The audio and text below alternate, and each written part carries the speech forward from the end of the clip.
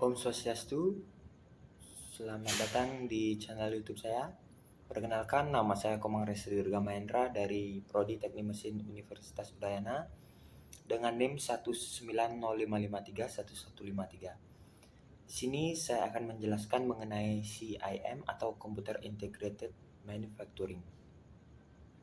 Sebelumnya, saya membuat video ini untuk memenuhi tugas mata kuliah material dan proses. Nah, jadi apa itu CIM? CIM merupakan perangkat lunak dan perangkat keras yang diperlukan untuk grafik komputer, pemodelan, perbantuan komputer, dan aktivitas manufaktur dan desain berbantuan komputer. Nah, konsep ini sudah dilakukan dimulai dari tahun 1970-an dan sangat efektif. Dapat dilihat pada gambar di samping. Jadi intinya, Computer Integrated Manufacturing itu merupakan kombinasi antara manusia dengan mesin, di mana mesin itu akan digerakkan oleh komputer sehingga ia mampu memindahkan atau membuat suatu produk. Selanjutnya ada pun elemen-elemen yang terdapat dalam CIM. Nah, dalam CIM itu sendiri, ia mampu melakukan perubahan cepat dalam modifikasi, desain produk, dan permintaan pasar yang bervariasi, kemudian penggunaan material mesin dan personel yang lebih baik, kemudian mampu dalam hal pengurangan persediaan dan kontrol produksi dan manajemen yang lebih baik dari total operasi manufaktur. Untuk elemen dalam CIM sendiri yaitu yang pertama ada kontrol numerik komputer, di mana kontrol numerik komputer ini merupakan penyisipan langsung instruksi kode dalam bentuk data numerik. Selanjutnya ada kontrol adaptif atau AC atau AC, adalah secara otomatis disesuaikan untuk mengoptimalkan tingkat produksi dan kualitas produk dan untuk meminimalkan biaya produksi. Dan yang ketiga ada robot industri. Seperti yang sering kita dengar, robot industri merupakan robot yang dibuat untuk menggantikan manusia dalam melakukan berbagai hal. Kemudian penanganan material secara otomatis, di mana yang dimaksud di sini seperti memindahkan bagian barang atau part tertentu untuk nantinya digabungkan sehingga tanpa bantuan manusia, karena ada bagian-bagian yang berbahaya dijangkau oleh manusia itu sendiri. Dari titik inspeksi ke inventaris dan akhirnya ke pengiriman. Kemudian sistem perakitan otomatis. Nah, sistem perakitan otomatis ini dikembangkan untuk menggantikan perakitan oleh operator manusia. Jadi, perakitan suatu produk akan dilakukan oleh mesin yang diotaki atau diperintah oleh komputer yang sebelumnya sudah diprogram oleh manusia. Kemudian ada perencanaan proses dengan bantuan komputer. Nah, seperti yang kita ketahui, perencanaan proses dengan bantuan komputer tentu saja dilakukan oleh komputer, sehingga program dibuat sedemikian rupa sehingga perencanaan proses dalam pembuatan produk bisa dilakukan melalui komputer tanpa harus ada campur tangan dari manusia itu sendiri. Nah, kemudian yang ketujuh, teknologi kelompok atau GT. Nah, teknologi kelompok adalah bagian-bagian itu dapat dikelompokkan dan diproduksi dengan mengklasifikasikannya ke dalam famili-famili sesuai dengan kesamaan dalam desain dan proses manufaktur yang digunakan untuk memproduksi mereka. Selanjutnya, produksi tepat waktu. Yang dimaksud produksi tepat waktu itu sendiri merupakan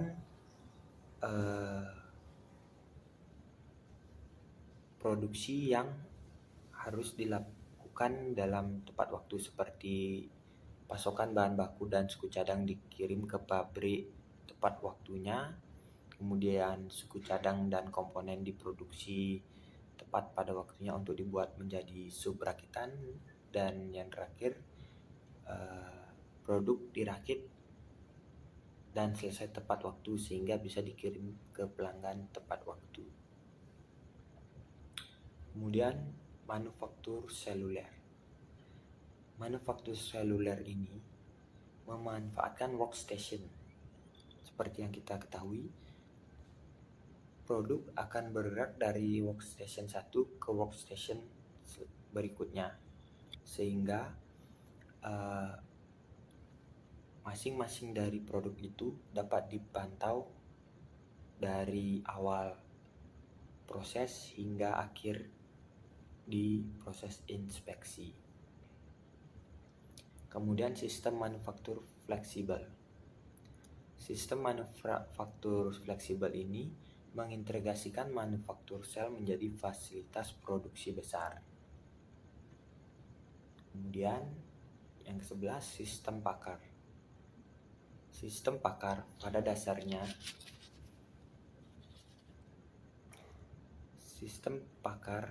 dasarnya melakukan berbagai tugas untuk memecahkan masalah di kehidupan nyata yang sulit, termasuk mempercepat proses iteratif tradisional dalam optimasi desain.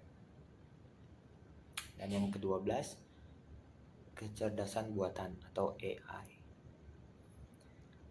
Pastinya AI sudah tidak jarang kita dengar di kehidupan nyata ini. AI merupakan kecerdasan buatan yang mampu mempelajari pengalaman dan membuat keputusan yang mengoptimalkan operasi dan meminimalkan biaya yang pada akhirnya menggantikan kecerdasan manusia.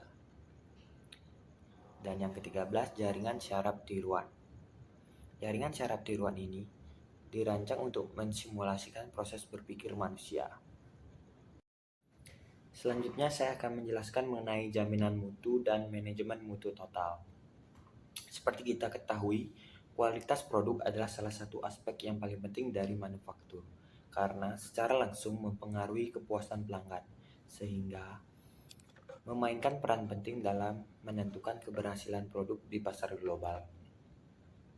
Dan seperti kita ketahui pula, terdapat bermacam-macam masalah yang terjadi di pabrik manufaktur.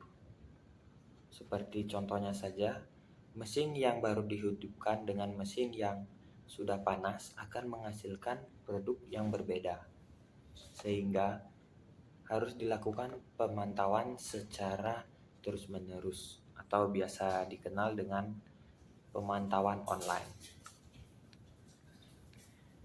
Kemudian tujuan utama dari pemantauan adalah untuk mencegah bagian-bagian yang cacat dibuat, daripada mendeteksi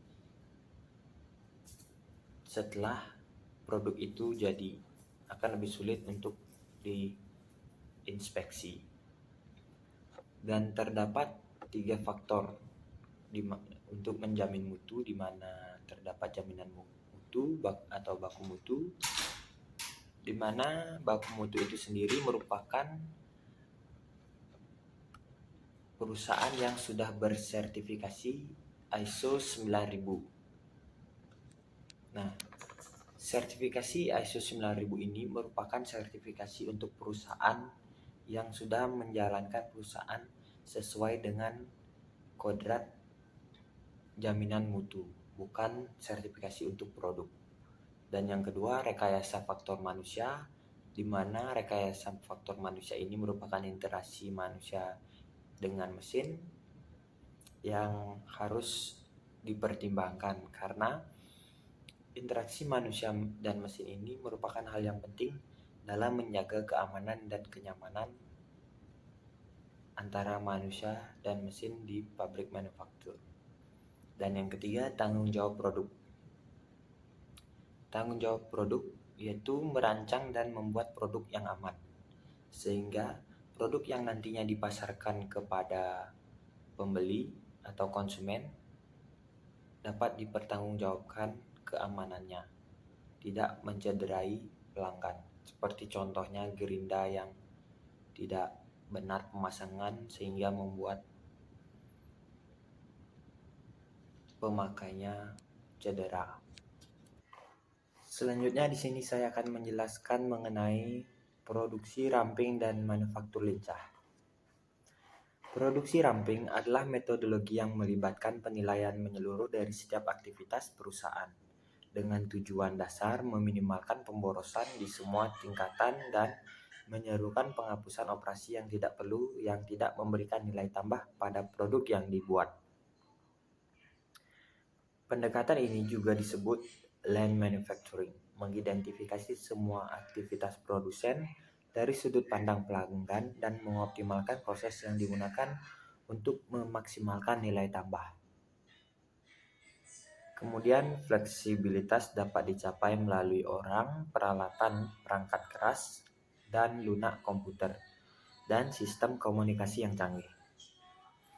Manufaktur tangkas adalah memastikan kelincahan dan karenanya fleksibilitas di perusahaan manufaktur, sehingga dapat merespon dengan cepat dan efektif terhadap perubahan permintaan produk dan kebutuhan pelanggan.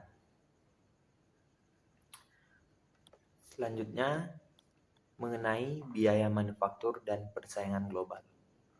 Selalu sangat penting, ekonomi manufaktur menjadi semakin penting dengan persaingan global yang semakin meningkat dan permintaan akan produk-produk berkualitas tinggi yang umumnya disebut sebagai manufaktur kelas dunia.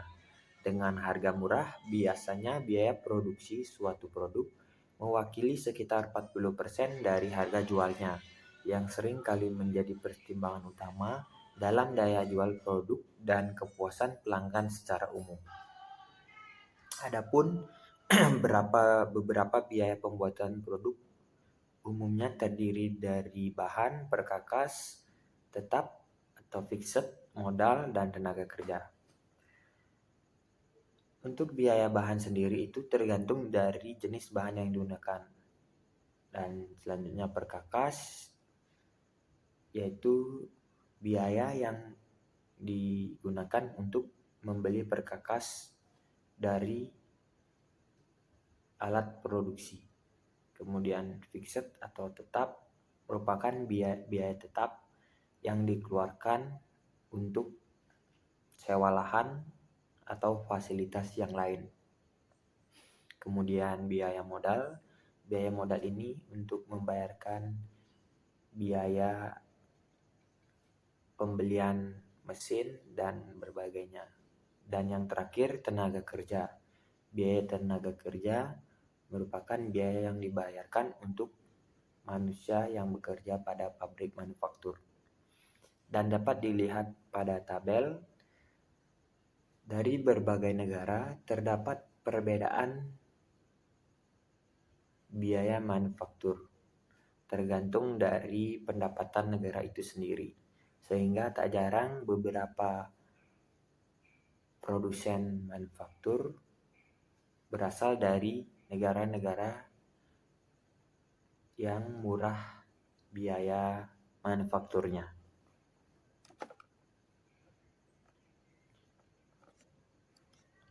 Selanjutnya ada tren umum di manufaktur. Seperti tren manufaktur global, yaitu variasi dan kompleksitas produk terus meningkat, siklus hidup produk menjadi lebih pendek, kemudian dari bahan, komposisi bahan, kemurnian dan cacat berada di bawah kendali untuk lebih meningkatkan properti secara keseluruhan, karakteristik manufaktur, keandalan, dan masa pakai. Selanjutnya ada operasi manufaktur, yaitu simulasi komputer, pemodelan, dan strategi pengendalian diterapkan pada semua bidang manufaktur, dan teknologi pembuatan prototipe cepat semakin banyak diterapkan.